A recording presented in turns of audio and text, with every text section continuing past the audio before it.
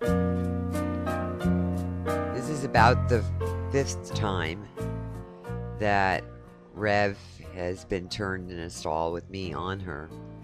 Preempting this, I've long reined, which I've already put a mouth on her. As such, she holds the bit. She knows right and left from no weight on her back, but in a field doing figure eights off the long rein and balancing. And my main objective is self-balancing. So she knows how to use her haunches. She's a well-made, put-together conformational filly, so it's easy for her to get a grasp. And then now I've added my weight, and with the long reining also I've added forward with sounds. Horses have ears.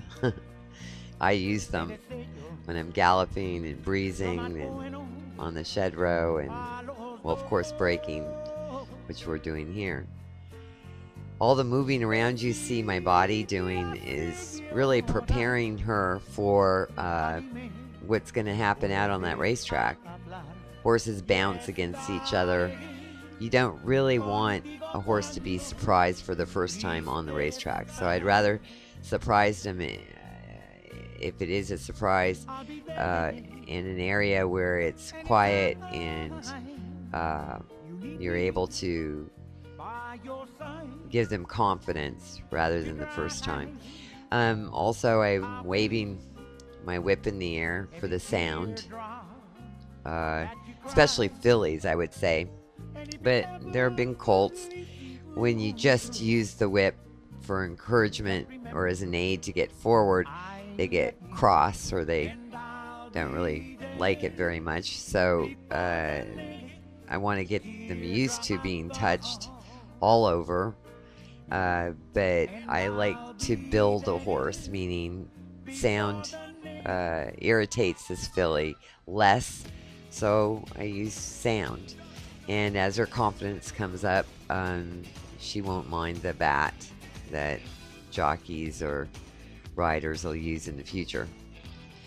Anyway, we've turned now, and you might see when I come out that I have this old dressage saddle I've had since 1976. And basically, I've broke horses in exercise saddles a lot, probably over 20 years. But I found that when you have equipment that you're comfortable in and you're not reacting with the horse, you're just being c'est la vie, as the French would say, the horse is more prone to follow you.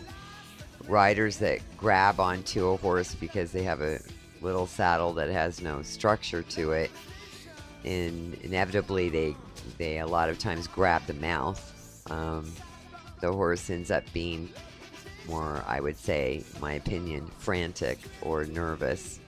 And basically you want to leave the nerves or nervousness out of the picture of breaking, training, and racing a horse. You want all that energy to go towards the final focus, not washing out and second guessing if the rider is making them nervous.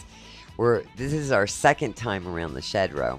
About 2.5 weeks previous, before she got a snot that went around the barns here at the training center, she was nice and quiet like this. So this is her second time in 2.5 weeks, and her 5th time turning in the stall.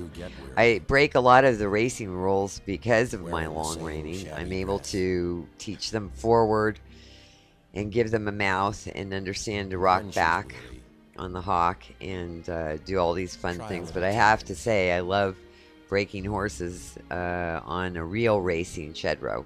We were at another barn, and I did a little bit in the field, showing her lunging and long reining, and I said, well, this is ridiculous because the place was not structured to be safe and relaxed for a young horse, meaning the shed row, a real race shed row like this one, has a place where she's walked every day around. She's very familiar, and it's nice dirt, no asphalt, no slippery footing, and that's the way you want to break them. The routine as well. So here we are, second time out on the shed row, and we should be looking at the racetrack to jog around for the first time probably next week, I would say. We still have yet to go around the field, which I want to do. But Rev is coming along great. Hopefully we'll have our streaming up, because this is going to encompass everything. Washing on the stall, that's Melvin there, which the filly's gotten to know over the last week or so. And blow by blow from her stall to her walk around to her field to her racetrack to her first work in the gate. You'll be able to watch this filly do her hopeful start this coming year.